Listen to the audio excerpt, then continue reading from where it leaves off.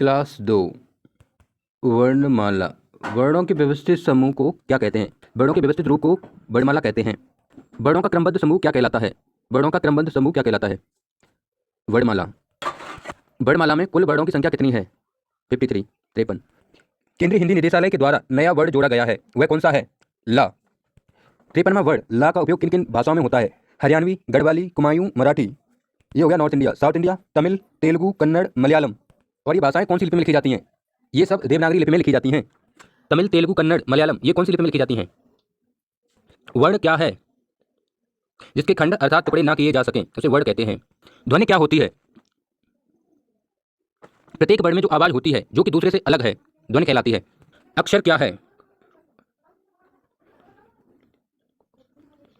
वर्णों का मौखिक रूप, अर्थात जब वर्णों का उच्चारण करते हैं तो ये अक्षर कहलाते हैं जिनको कम या नष्ट ना किया जा सके।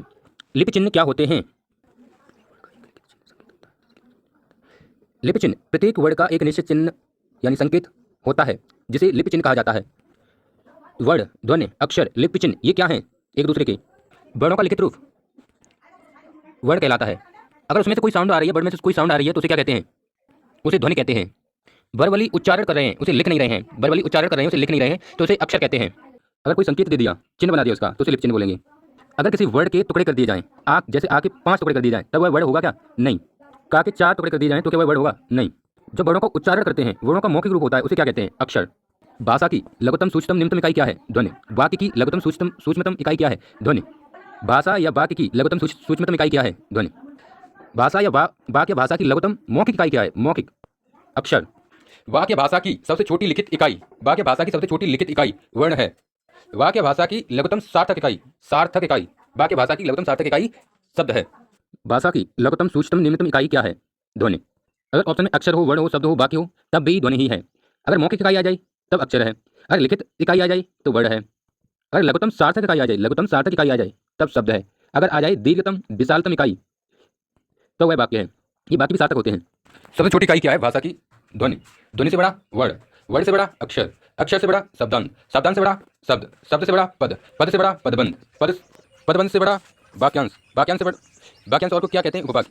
पदबंध से बड़ा वाक्यांश, उपवाक्य। वाक्य से बड़ा वाक्य, वाक्यांश या उपवाक्य से बड़ा वाक्य, वाक्य से बड़ा अनुच्छेद, अनुच्छेद से बड़ा अध्याय, अध्याय से बड़ा पुस्तक, और पुस्तक बना देती है लेखक को।